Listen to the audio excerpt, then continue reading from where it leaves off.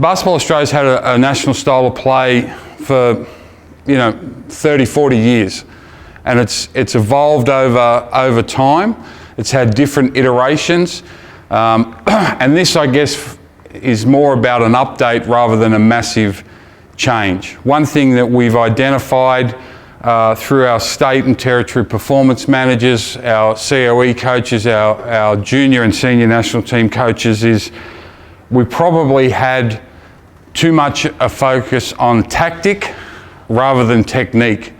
In other words, we're spending probably a disproportionate amount of time on 5-on-5 and conceptual things and the tactical part of the game, and had lost maybe a little bit of focus on player development, making sure that they're really, really skilled, they've got a really good IQ and a good understanding. We have a number of coaches in the NBA from Australia, and I asked one of them, Damien Cotter, I said, what's the single hardest thing to guard in the NBA? And I had my pen, I was ready for these great, and he goes, players. And I said, mate, don't be a such and such. Like, no, I'm asking, he goes, I'm telling you, players. That's the hardest thing to guard in the NBA. Really, really skilled, smart players. So it made me think, and it made the start of the conversation of not throwing out the baby with the bathwater, but just moving the needle a little back to a more focus on player development, a little bit less focus on how we're attacking switching man to man, or how we're defending the ball screen, or anything like that. So that's a bit of a preamble. So we always start with the top and filter down, and what I mean by that is what's happening at the highest level of basketball. And our highest level of basketball is Olympic Games, World Championships. What's happening with our Opals and Boomers? And often people will say, well, how relevant is that to junior basketball and the pathway? Well, it's really relevant, because the international game is basketball at its most pure.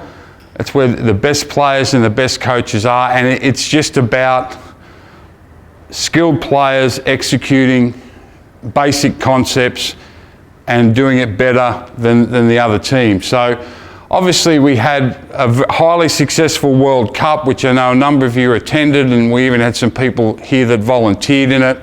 So what did we learn from our Opals? Well, pressure defense is the staple of elite teams. For years,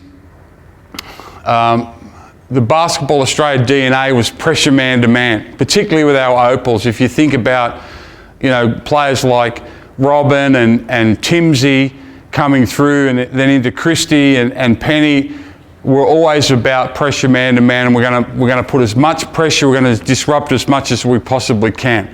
We felt we'd gone a little bit away from that, so we wanted to return to that DNA. And I think you saw the difference between Tokyo and Sydney, all right, and that was a big part of it. It looked more like Opals basketball in terms of how we went around it. There's more assertive schemes in the pick and roll and the DHO, and what we mean by that is there's been a trend of a lot of drops, a lot of more passive, a lot of more containment style tactics. All right, well, what that does in the pathway is it limits the skill development. So if players are coming off pick and roll consistently and they're coming against drop coverage, they don't have to have as much skill as if they're being trapped or they're being hard show and whatever else. And we know that really skilled players in that environment, they're just going to carve you up. And that was what's happening to our youth teams, right into our senior teams. Staggered screens is back. One of the most pleasing things, and I see Phil's here, Phil Brown, we were talking on the weekend how pleasing that off-ball movement started to come back into basketball. There's not... I had to scout a game for the Opals 2 years ago, and there was 72 ball screens in the game. It was just awful. And the scout was just defend the ball screen, because it's the only action, in the game. So there's more use of staggered. Pick and roll's a little bit different now. It's not just a stationary thing. There's a lot of movement. There's a whole lot of different angles. You saw with the Opals, high-low action is still really prevalent. You know, we hear people talk about small ball, right? Well, don't get caught up with NBA verbiage and NBA trends, because we don't coach in the NBA. Maybe someone in this room will at one stage. We coach the fever game, and particularly on the women's side of it, high-low post play is still king. Right? So that was a really important, and cutting is back. And again, that's linked to the pick and roll concepts. A lot of offense has been spread, get your 2 best players in a pick and roll, or get your 3 best players on one side of the floor in the pick and roll, go play. Everyone else stands. Everyone else spaces, which is a fancy way to say everyone just stands and stays out of the road. Some of them may as well go and sit in the yellow seats there. If you watch the World Cup, and one of the reasons that Talbot was in the All-Star 5, I thought Talbot was the best cutter at the event. Anytime her player even thought about glimpsing the ball, it's back cut layup. It's dive, get a layup, or put pressure on it from there. So there's some of the things that we've learnt from the Opals. Boomers, in the men's game, it's all about the first 8 seconds. You want to put as much pressure on the offense as you can. You might say, well, that's no different. And it isn't any different. We've always wanted to rebound the ball, race it down the floor and get a layup. Rebound the ball, race it down the floor, throw it into the post, get a layup. Race it down the floor, reverse it, penetrate, get a layup. That hasn't changed since Shep was a pup. All right? But particularly in the international men's game, and the pace of play at the Women's World Cup was up as well, it's about playing against broken defense. And what I mean by that, if you walk the ball down and you got all your play calls, you do that, there's 13 analysts in the stands saying they're going to run this is going to happen, this is the shot's going to be taken. If you play against set defense, against really good athletes, the game's hard. Our men's national coach, Brian Gorgian, he always talks about we don't want to play against the scout. And what he means by that is if we come down and walk it up, as soon as you make a play call, all 5 of those guys on the other team know exactly what you're doing. Now, it doesn't mean it's kamikaze, but you have to be ready to go in that first part of the possession. The NBA, I don't use a lot of NBA references because it's not even the same game to a certain degree. But if you look at their best teams and the good young teams that are coming along, they score in the first 8 seconds. Not crazy shots. I'm not talking about Harden taking 35-footers with no passes. It's still basketball, right? But it's a desire to really put pressure on the defense. Again, more movement off the ball. So motion, offense, and those sort of concepts, wide pin downs are back. And from our point of view, that's a really pleasing thing, and we want to get that into the pathway as much as we can. A lot of play off the elbows. So a lot of DHO, gets, which is a fancy way of staying stationary handoff. Pistol concepts, which is a handoff into a ball screen.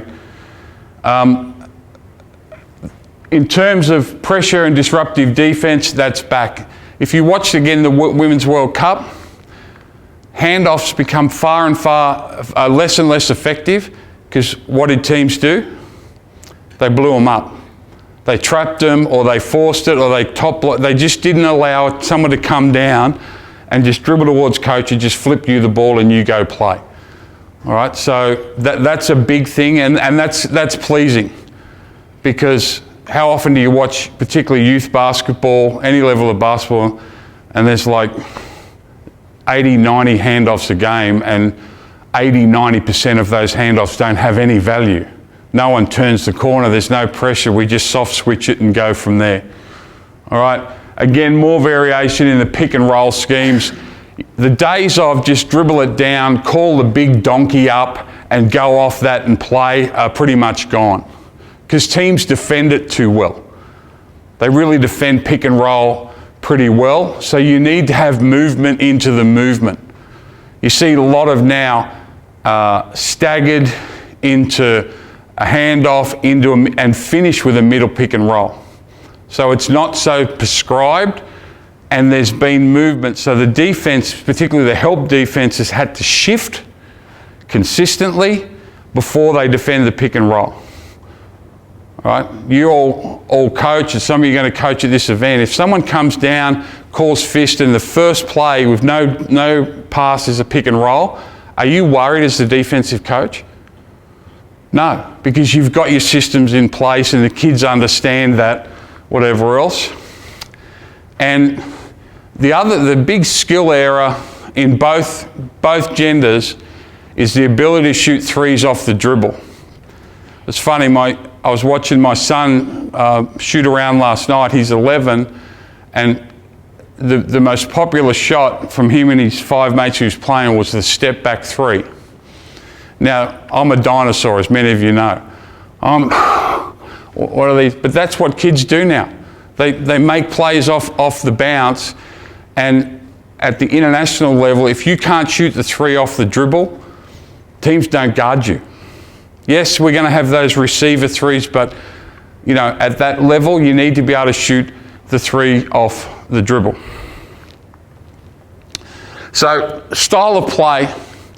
Now, the style of play is always interesting because we're not saying this is what you have to do. The great thing about basketball, there's 10,000 correct ways to do it. Right? Some people are zone coaches, some people are man coaches, some like to pressure, some like to play fast, some like to play slow. Some people love set play, some people love continuities. None of that's wrong. This is not me coming down from the mountain with my stone tablet, say, thou shalt do this.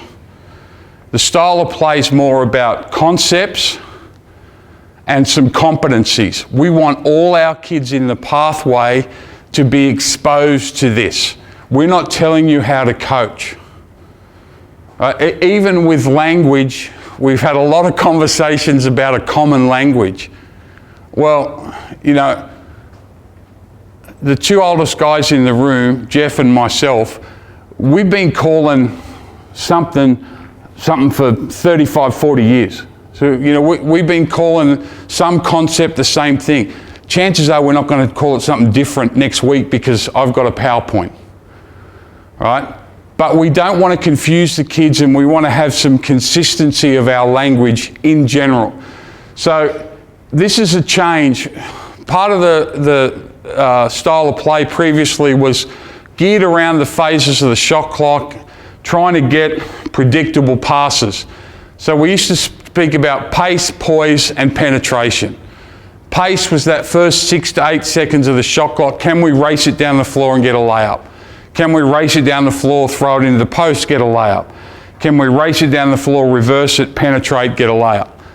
All right, so it was the first 6 to 8 seconds. Then the middle stage, which we called the poise, was okay, let's run some offense, get a ball reversal, hopefully get an inside touch, play out of that. And then the third phase was that 6 to 8 seconds at the end. What do we do? So we're going to play off penetration, whether that's double space penetration, whether that's pick and roll, whether that's pass penetration. And what it did do, and it was the brainchild of Andre Lemanis, our former national team coach, it gave us a house to live in. It gave us some organisation. There was some predictability about what we do. And people say, oh, you don't want to be predictable on offence. I beg to differ. I want some predictability. I don't want my team out there thinking, what is going to happen here? All right? We've changed that a little bit, a couple of changes. We've taken away the term poise and changed it to purpose. So pace, purpose, and penetration. One of the reasons is poise, and obviously we want the kids to play with poise, but the way we rolled out and what ended up happening, we know the term now from COVID, unintended consequences. The unintended consequence, we'd race it down in the pace phase, and now we're in the poise phase, so everyone stops, ready, go. It's like a whole different game, and that's actually not how the game's played, is it? 24-second shot clock. 100 years ago, we used to talk about the phases of the shot clock, 10, 10, and 10. All the young guys are like, what do you mean? 30-second shot clock, all right? Well, you know, we lost a good percentage of that, which is a good thing. 24-second shot clock's the perfect shot clock, I think, all right? So rather than have pace and then this mythical, we're going to stop and run this offense, pace, but then keep playing with purpose, whether that's UCLA cut, whether that's splits action, whether that's triangle, whatever you want to run, right? Have a real purpose to what you're doing and make sure everyone's on the same page. And then penetration, and penetration is linked to receiver spots and floor spots. You know, if I'm coaching an under-14 team tomorrow, the first thing I'm going to do, other than the skill work, which underpins everything, is receiver spots. All right? When we drive the ball, where does everyone get to? Now, part of the rollout, I guess, of the previous one is the 5 Ds on penetration. So we got the driver, then we got someone getting to the dunker, we got someone getting to drift corner, someone's diagonal, someone's dragging behind.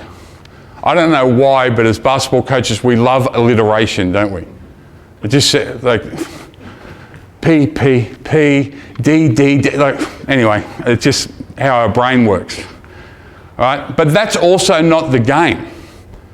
So if I drive and someone gets to that drift corner, someone goes to the diagonal, great. So we've gone to our mythical 5D floor spots. So what if the defense doesn't guard it the way we thought we're going to guard it? All right? So if you've got a wide open cutting lane to the basket to receive the ball and get a layup, why are you staying at this mythical spot on the diagonal? Why? Because we don't have a D word to fit in with the alliteration for the cut? All right? Someone said, well, we could add dive. Oh, we've got the 6 Ds now. Drift, dive. All right? So we've gone back a little bit and not been so prescriptive, but more about the old school, and there's people in the room nodding, receiver principles. You know, not queue up around the 3-point line. The 3-point line's a guide for spacing, but can you cut out of it? You know, I did a clinic on cutting, and I termed a cut the Newley cut, because Brad Newley, a great former boomer and still an NBL legend now, when he gets in that someone penetrates, he moves to the diagonal. How often have you seen him over his career? Then he just dives, there's a D word, he just cuts and gets a layup. Because everyone's expecting him to just go to this spot and stand, because that's the rules and that's the alliteration. All right? So I ran into him not long after and he goes, oh, I hear you've named a cut after me. I go, no. He goes, I heard, yeah, the Newley cut. I go, yeah, Mia Newley. So we've taken it away, no longer linked to the shot clock. We don't talk about, we want to play at pace. Well, do we want to play at pace to like the 7-second mark and then we've got to stop and then we've got to play slow? Right? So there's not this is the flow of the game. It's not segments. And that's not a criticism of all of the previous thing. It made a lot of sense. But we know now the game's evolved again. If you think about how much the game's changed in the last 4 years, let alone the last 10 years.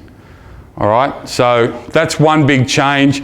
Split kick extra is, I guess, a term we use for the drive and kick game and getting to receiver principles. But now we want to talk more about contemporary receiver concepts. You know, we spoke about the 5 Ds, but who's cutting?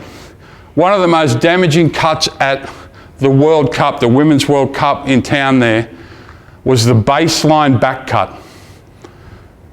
You know, if you watched any of those, how often, you know, Talbot comes to mind, but all our perimeter players did a great job of it. The China team, which is a terrifying beast coming over the basketball horizon, you know, elite cutting team. Someone puts the ball on the floor, as soon as the help defender looks, they're cutting. And that baseline cut, The back cut is really hard. And for those that watch WNBA and NBA and NBL, WNBL, you see that all the time. All right, Sydney girl Nicholson, she's probably the best cutter in the WNBL. As soon as her player bang, she's making either basket cut, back cut, or baseline cut. All right, so we want to, rather than have these really restrictive things, this is the concept, and now we want to make sure that we give the kids a bit more information, right? Rather than give them train tracks, give them a guide. Rather than have them run to these mythical spots on the floor, right? Give them a guide about what good spacing looks like, and then let them make some decisions out of that. Now, I'm not here preaching anarchy. I'm not here saying, yeah, just roll the balls out and let the kids cut like crazy. All right? Give them a house to live in, but let them live in it. All right? I think that's really important. Defining the geography of the floor, we're working through a consistency of language on that. And I think that's the most confusing aspect. So the area of the floor where the guards operate, we used to call it the guard operating area. Right? There was a stage where language was a lot more basic, was it? The area of the floor where the guards primarily operate, guard operating area. Right? What do we call that now? The seam, the high out, the slot, the alley. Right? There's so many names. And again, I'm not worried about the kids getting confused, but it's confusing. So we're not about to preach, say, hey, don't use this term or don't use that term, because I know who'll be the first person to break the rules. It'll be me. All right? But define the geography of the floor and have a consistency of your language and try and dumb it down. All right? Try and dumb it down a little bit. Make sure it's about instruction, not intellect. Make sure your language is about instruction, not intellect. And what I mean by that is instruction. Give the kids something to do. All right? And this is what we're going to, if you come here, you can do this or this. You give them some decision. It's about, when I say don't make it about intellect, your intellect. Don't use terms that really are about you and how intelligent you are. Try and bring it down so it's about, any term you use is an action word. It paints a picture. For example, drops coverage man to man. We have the big player, and it's descriptive. They're going to drop off the point of and help there. For years in this style of play, we called it mush. I remember asking, what's mush mean? Oh, well, you're going to just come back here and mush. Oh, so the definition of mush is mush. What does it mean? Right? Again, not a critic, but let's be descriptive in what our language is so that we're giving the kids action words, things that they can actually do that mean something. All right? And defensively, we want to get back to disruption, denial, and defensive decision making. Because the game's so complex now. Offense is far more complex than it ever was. Players are more skilled. Now, the dinosaurs in the room, I won't pick on you, Jeff, Herbie, Pete, Steve Stark, we think, oh, it's so much better back. No, it wasn't better. Right? The players are more skilled now. They understand the game, like they can play. The things they can do with the ball, all that stuff. All right? But defensively, you need to be able to make decisions on the fly. When do I help? When do I recover? Do I help at all, or do I stay? All right? When I do help, now how do I recover? Where do I recover to? So we want to get back to getting back to our DNA, disruption and denial, getting back to that old school we're going to get after. And if you watch the one slight difference between the Boomers after Brian took over, the Boomers ran the best offense in the world in the lead up in the last 7 or 8 years. right? Rio onwards. You know, Andre's offensive savant, genius. Brian didn't touch the offense. Didn't touch the offense. One, he had 2 months to get ready, but just we're going to get back to our DNA. We're going to be more disruptive. We're going to take some things away, and we need to do that here. And credit to the state performance managers. This event next week in Albury, no zone's going to be played. All right? Not that it's an anti-zone war, but make the kids play. Make them make defensive decisions. All right, so fundamental focus. We spoke about pressure and disruption. Well, you've got to have the tools to do it. It's no good saying, hey, we want to pressure the ball, and then we don't give them the tools to do it. You've got to, the first thing I say with the fundamental defense, you've got to constantly coach the hands. You know, I watched a bit of practice at different courts today. You know, kids are out there, they're really good athletes, and they're trying. They're compliant, but they're playing defense with their hands in their pockets. All right? They just don't pressure the ball at all. So you've got to constantly coach the hands. All right? And that was a huge difference from when we talk about the opals, getting back to that DNA, from Tokyo to now all of a sudden you've got these athletes like Talbot, like Allen, like Whitcomb, you know, that are all over the basketball. Now it's hard to play offense. So that's a big one. You know, we want to make sure there's less use of zones in the pathway. Again, it's not anti-zones, but, you know, it's no secret if you've spoken to me in the last 6 months. The under-16 championships last year, there was more zone than man, which is just, to me, crazy. And we're setting up our young players for failure. Closeout and containment footwork's a huge area of focus. Huge area of focus. You can't step on an international floor if you can't close out. Like you just can't do it. You know, we just went to Guam before Christmas, and Renee's here, and she was involved in the coaching staff. They did a tremendous job. Right, Curtis was on the men's staff. They won the gold medal. Collectively, those kids couldn't guard a chair. Couldn't guard a chair, right? You think, what do you mean? Well, I can guard the chair, but if that chair moved like that, I couldn't guard that. I couldn't even keep that in front of me. So that's not their fault. That's our fault. Our collective. We got to get back to closeout, containment, defensive transition concepts. We won't go into to that so much.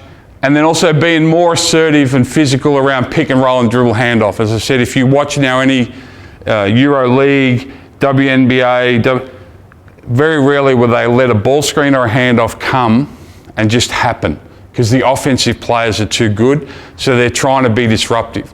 So if it's a dribble handoff coming out of the corner, it's top block. We're not even going to let that happen, all right? If it's a dribble handoff in that zoom action where they cross the street and they're coming hard at you, right, we're blowing that up, and now we're making the big kid have skill. You know, so this is the 6'6", 6'7" girl crossing the trying to go a handoff. Oh, you want to do that? Have skill. We're going to deny that. And then can you pivot? Can you pass? Can you play keep game? All those things is really important. And then walling up and shot contest skills. That's been an area where Australia's probably been one of the leaders in the world. Right? And Andre brought that in, Shannon Seabohm with the youth program. Our teams foul less at the point of the basket because they wall up.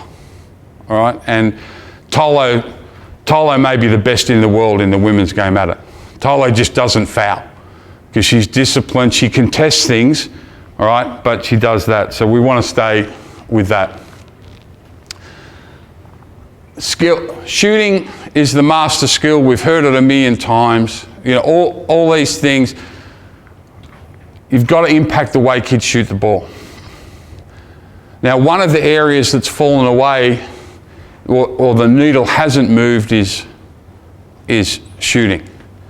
We all agree it's the master skill, or if it's not the most important thing, it's a close second, but we haven't moved the needle, right? Kids don't shoot it any better now than they did 30 years ago, statistically, All right, so we need to move that. And we've got David Herbert, who's our Centre of Excellence women's coach here. He just put in a program with our COE to take it right back, strip it right back, and make sure we're impacting the technique. So if you get a chance when he's around for tonight or over the next 3 days, ask questions about that, because it's brilliant in its simplicity and it's had positive impact. So we need to do that. Finishing against physical pressure, you know, I heard in practice coach say, play off 2 feet, play off 2 feet, all right, is really important. Decision making at the end of penetration. I think our kids are brilliant with the ball, all right? They've got a lot of talent with the ball. At the end of penetration, they're the most important decisions. Do I shoot? Do I pass? Do I have to pivot to create a window to shoot or to pass? All right, so that's a more conceptual thing. Passing and catching on the move and to advantage.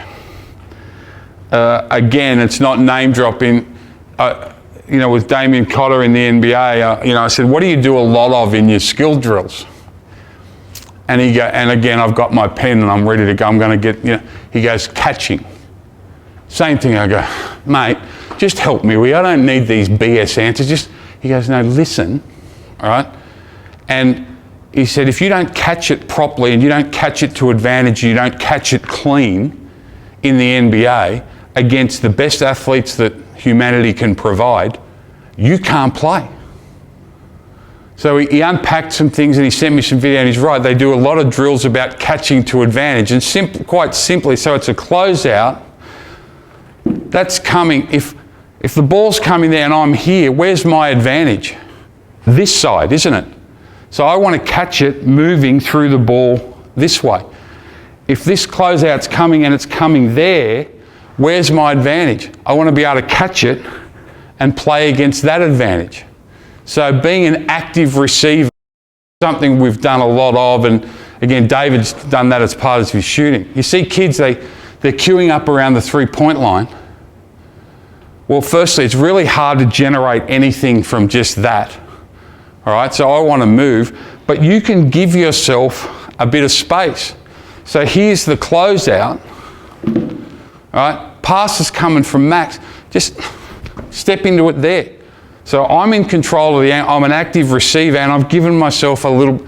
How often do you see kids, they think they're wide open, then what do they have to do? Shot, fake and drive, because they've stood here.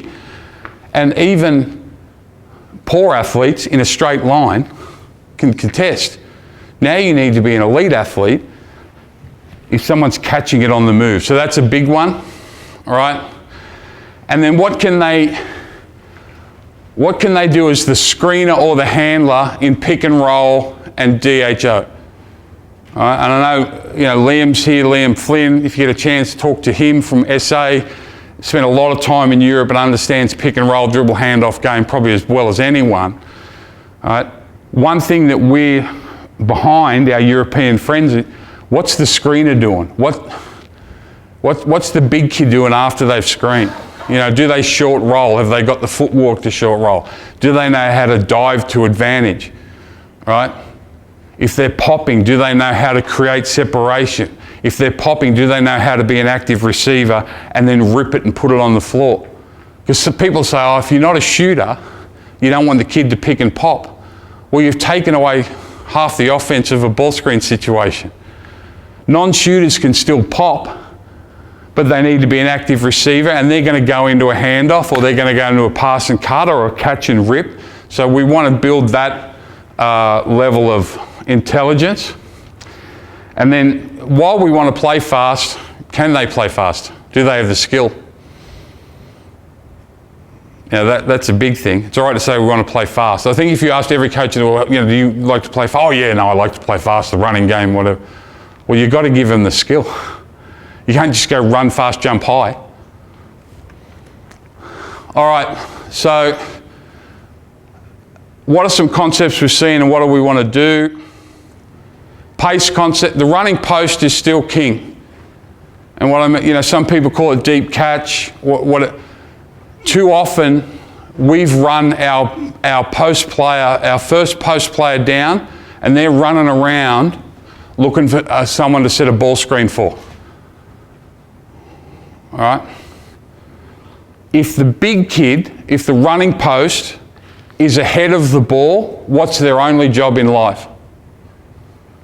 Go to the front of the rim, button hook, put pressure on it, flatten the defense out, and then you can step them to the ball or you can step them away.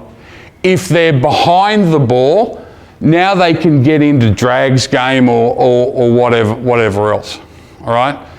But the most effective post players on both sides still have the ability to run to the front of the rim. We're in Penrith. There's a kid from Penrith in Guam, big kid, right, developing big. She did really well. She may have even led, she's probably second in scoring, because she just shot layups. Get the rebound, throw it to the guard, and then run straight from this rim to that rim, turn around, catch it, and put it in.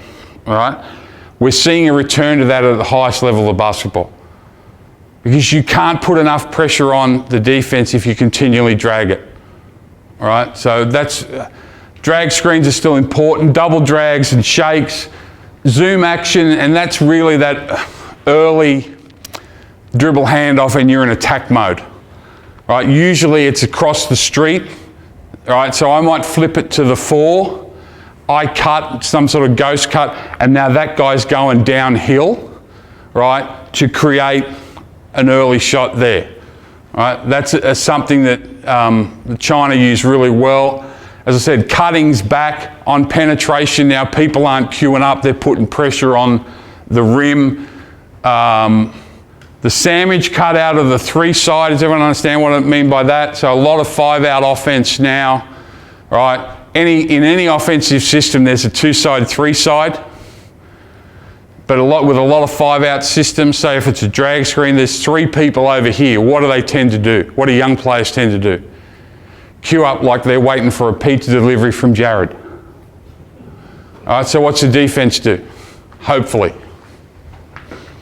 Points pistol and there's a wall, and now all of a sudden if you're not Ja Morant, you can't score. Right, so what are we doing on that 3 side? Sandwich cut, that term just basically means the middle guy cuts. You know, so you've got 3 guys there, the middle guy cuts. I spoke about the opals. Sandy's rule, baseline cutter, because then you can slide 2 shooters, right? It's a really good concept. I like that better than the middle guy. I think the middle guy is easy to guard, truth be known. Middle guard's a bit of like the old flow action that we used to run. You stop guarding that back cutter. All right, so there's that. And linked to that, it's the use of the 45 cut, which we've been running 45 cuts for 1,000 years. We just didn't call it the 45 cut, right? And who can tell me the most popular 45 cut in the history of Australian basketball? Shuffle. We all bag it, but all right, the idea of a 45-degree cut across is it impacts at least 2 defenders. That angle cut impacts at least 2 defenders. All right, so we're looking at that. Mixed pick and roll concepts, and the reason we call it mixed pick and roll is we're calling it Spain pick and roll, right?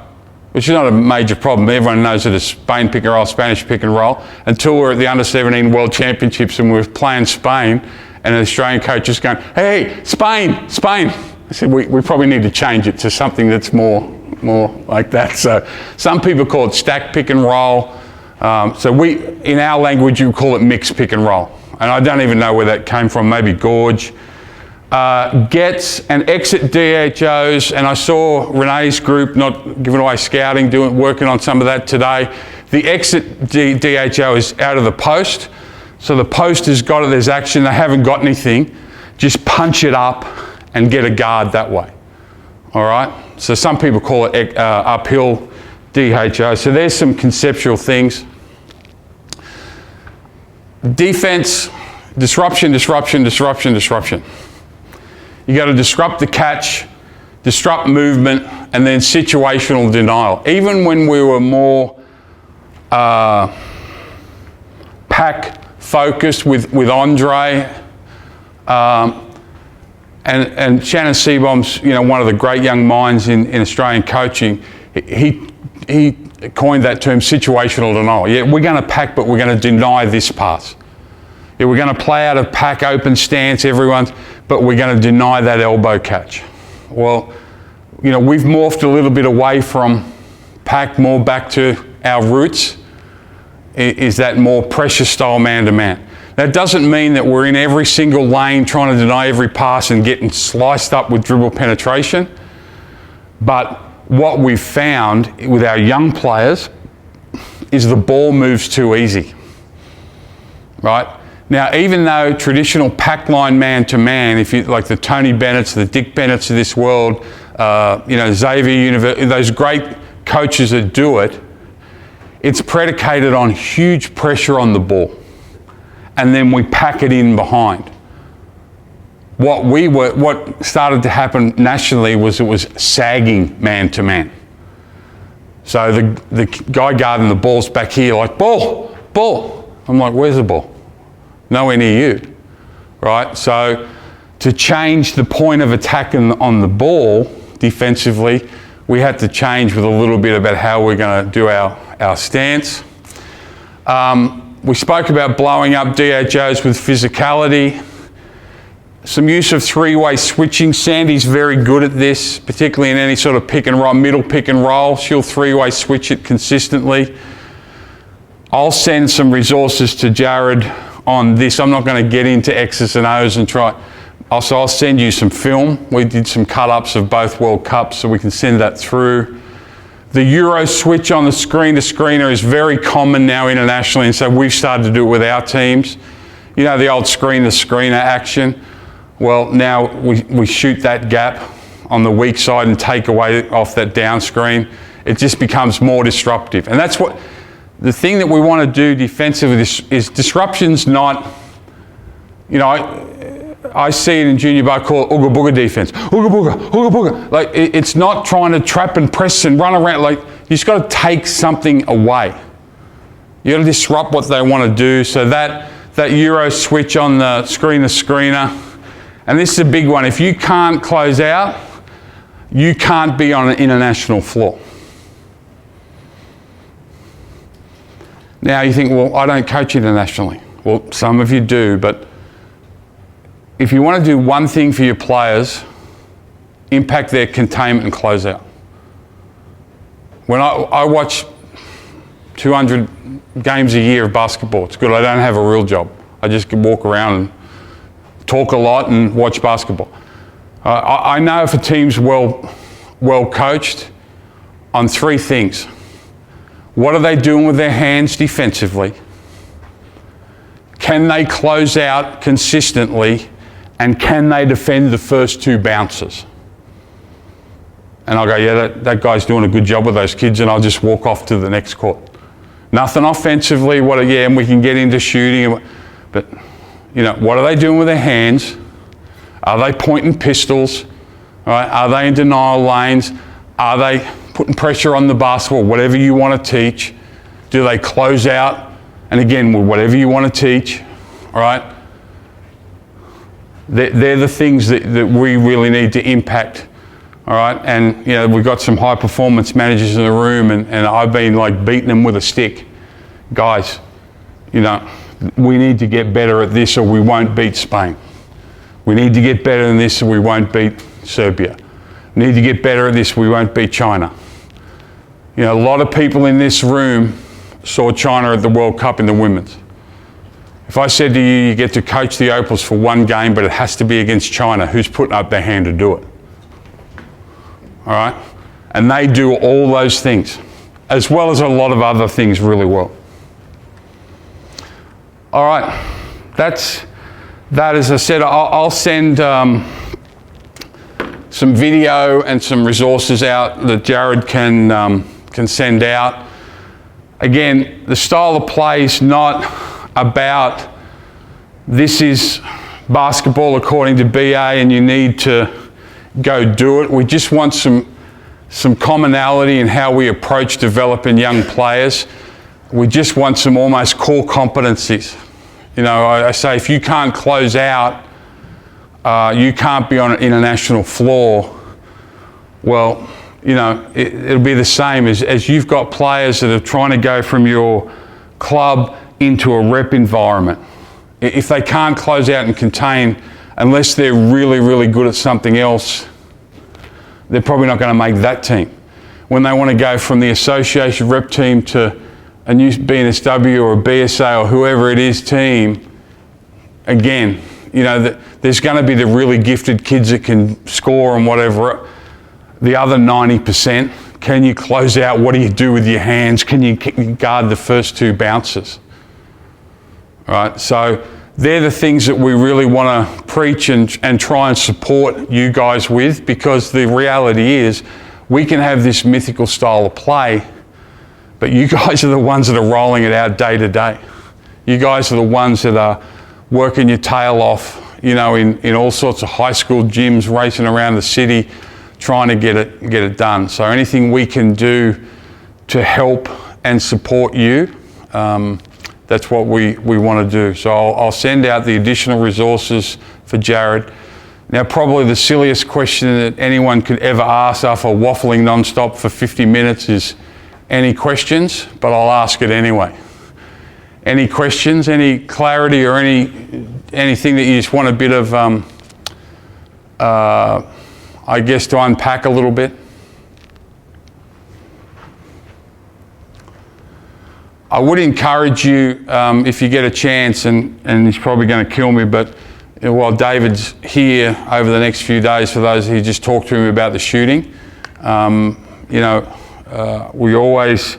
we said for 30 years Neil Glidden was the best teacher of shooting in the country. Well, you know, maybe there's someone coming after him, and it's just common sense.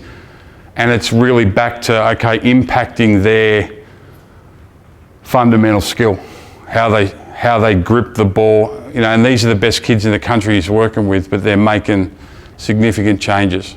Because while we talk about what we're doing with their hands, can they close out, can they guard two bounces, can they shoot, is actually probably the first question. When we have people ring us at the COE and say, oh, I think I've got this player, the first question is, can they shoot? And people go, yeah. And the second question is, no, can they really shoot? And then we get on to the other stuff. So it's still the most important skill. We can get caught up in everything else, but you know, if you're impacting shot technique and then those three defensive things, you're doing a heck of a job as a pathway coach. All right, and then talent and whatever else, tactic, and then you can have some fun, because you've got players good enough to do what you want them to do. Too often we want to do this stuff and we don't give the players the tool to do it. So